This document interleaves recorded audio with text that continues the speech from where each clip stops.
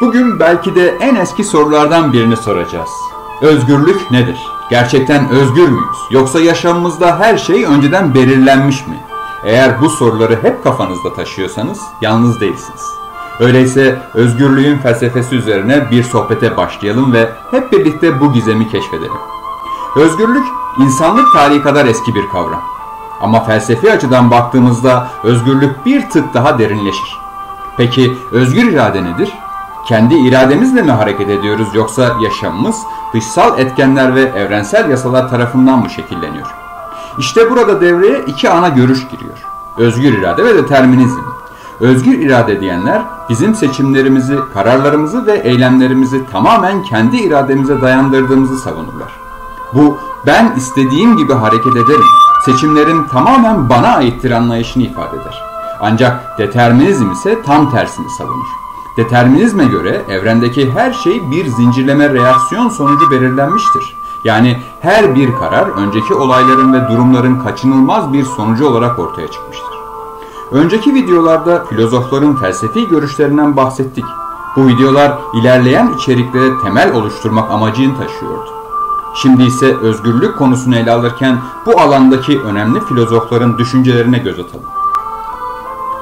Immanuel Kant, özgür iradenin ahlaki sorumluluğun temeli olduğunu savunur. Ona göre insan ahlaki yasaları kendi iradesiyle belirler ve bu yasalar doğrultusunda hareket eder. Kant özgürlüğü insanın kendi aklıyla hareket edebilme kapasitesi olarak tanımlar. Jean-Paul Sartre, özgürlüğü insanın varoluşunun temel bir unsuru olarak görür. Sartre'ye göre insanlar tamamen özgürdür ve bu özgürlük onların anlamları yaratmalarına olanak tanır. Ancak özgürlük aynı zamanda büyük bir sorumluluğu da beraberinde getirir. Spinoza determinist bir bakış açısına sahip. Ona göre her şey doğa yasalarına bağlıdır ve her eylem önceki olayların kaçınılmaz sonucudur. Bu nedenle Spinoza insanların özgür olmadığını savunur. Cemil Meriç, Cemil Meriç özgürlüğü ahlak ve etik değerlerle ilişkilendirir. Meriç'e göre özgürlük insanın kendi iradesiyle hareket edebilme kapasitesine dayanır ve bu aynı zamanda insanın kendi kaderini belirleyebilme yeteneğini de içerir. Ziya Gökalp, irade özgürlüğünün bireyin değer yargılarına göre hareket edebilme kapasitesi olduğunu ifade eder. Ancak toplumsal normlarda bireyin özgürlüğünü şekillendirir ve özgürlük bu değerlerle uyum içinde mümkündür der. Teoman Duralı özgürlüğü biyolojik ve toplumsal etkenlerle şekillenen bir olgu olarak görür. Duralı insanın iradesiyle hareket etme kapasitesinin biyolojik ve toplumsal koşullarla geliştiğini savunur.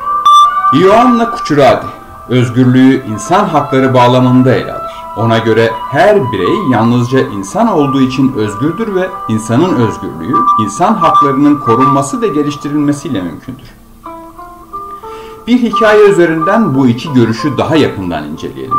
Diyelim ki sabah evden çıkıp işe gitmek için yola revan oldunuz. Yoldayken telefonunuz çalıyor ve bir arkadaşınız sizi kahve içmeye davet ediyor. Bu durumda özgür iradenin gücünü mü hissediyorsunuz? Yoksa dışarıdaki etkenler sizi bu karara mı sürüklüyor? Özgür irade açısından ben kahve içmeyi tercih ettim. Çünkü ben istedim diyebilirsiniz. Ama determinist pencereden bakıldığında belki de bu karar o günkü ruh halinizin, arkadaşlarınızın davetinin ve hatta sabahki kahvaltınızın etkisiyle verilmiştir. Yani belki de bu karar geçmişteki birçok küçük etkenin bir sonucudur. Birçok insan için özgürlük seçim yapabilme hakkı demektir. Peki günlük yaşamda seçimler yaparken ne kadar özgürüz? Mesela kahvaltıda ne yiyeceğiniz, hangi müzikleri dinleyeceğiniz, hatta hangi kıyafetleri giyeceğiniz gibi seçimler yaparken gerçekten özgür müsünüz? Ya da bu seçimler bulunduğunuz kültürün, toplumun, hatta sosyal medya algoritmalarının etkisiyle mi şekilleniyor? Son yıllarda teknoloji ve yapay zeka ile ilgili gelişmeler var. Birçok kişi dijital dünyada her hareketinin izlendiğini düşünüyor. Ama gerçekten özgür müyüz? Dijital ortamda özgürlüğün sınırları zorlayan bazı örnekler var. Sosyal medya platformları bazen farkında bile olmadan seçimlerinizi yönlendirebilir. Örneğin tartışma grupları üzerinden popüler konularla ilgili yazılar paylaşıldığında bu içerikler algoritmalar tarafından daha fazla görünür hale gelir. Kendi düşüncelerinizi oluşturduğunuzu sanırken aslında hep bir adım geriden yönlendiriliyorsunuzdur. Birçok insan sosyal medya gördüğü yaşam tarzları, seyahatler, etkinlikler veya başarılar arasında kıyaslamalar yapar. Bu sürekli kıyaslamalar kendini eksik hissetmeye neden olabilir ve bireylerin başkalarının yaşam biçimlerine benzemek için seçim yapmasına sebep olabilir. FOMO, yani Fear of Missing Out. Buna Türkçe'de bir şeyleri kaçırma korkusu deniyor.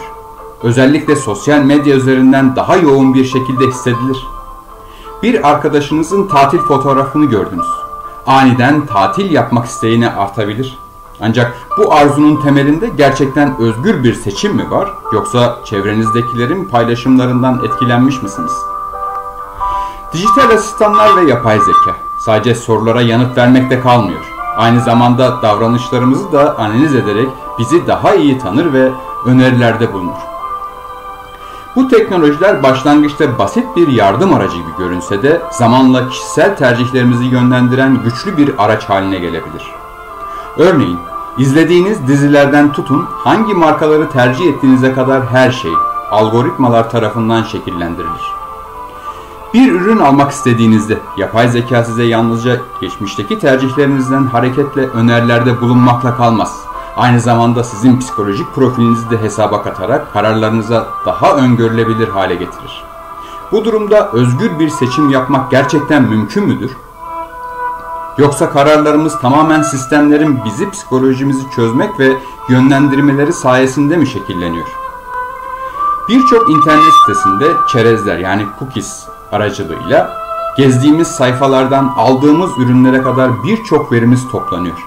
Bu verilerle oluşturulan kişisel profiller alışveriş tercihlerimizi, beğenilerimizi ve hatta politik görüşlerimizi etkileyebilir.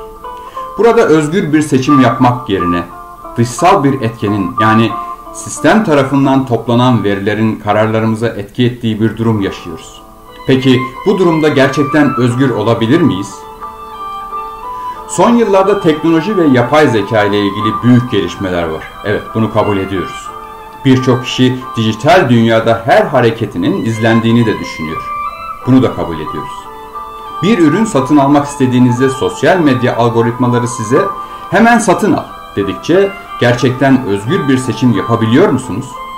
Yoksa bu karar sistemin sizin psikolojinizi çözmesi sayesinde mi şekilleniyor? Bir gün sosyal medyada bir reklam karşınıza çıkıyor. Hayalinizdeki tatil sizi bekliyor diyor. İster inanın, ister inanmayın. O an tatil alma isteği tüm düşüncelerinizi kapsıyor. Ama sonrasında şöyle bir soru soralım. Bu reklam sadece bir teklif mi? Yoksa sizin tatile olan ihtiyacınızın daha güçlü bir şey mi? Bu noktada özgürlüğün ne kadar bizim elimizde olduğunu bir kez daha düşünmeliyiz. Özgür irade ve determinizm tartışmalarının kesişim noktasında belki de hayatımızdaki seçimler bir dizi etkenin bileşimiyle şekilleniyor. Peki, biz hala özgür müyüz? Ya da hayatımızdaki seçimler içsel ve dışsal faktörlerin birer yansıması mı? Şimdi size bir soru. Sizin en son yaptığınız seçim gerçekten özgür müydü? Özgürlük yalnızca felsefi bir tartışma değil, aynı zamanda hayatımızın her alanına dokunan bir kavram. Günlük hayatta yapacağımız seçimlerle bu soruya yanıt aramak bizim elimizde. Unutmayın, her seçim bir yansıma, bir farkındalık yaratır. Bu video hakkında ne düşündüğünüzü yorumlarda paylaşın lütfen. Bana zaman ayırıp izlediğiniz için teşekkür ediyorum. Bir sonraki videoda adalet ve eşitlik kavramı hakkında konuşacağız. Görüşmek üzere. Hoşça kalın, sevgiyle kalın.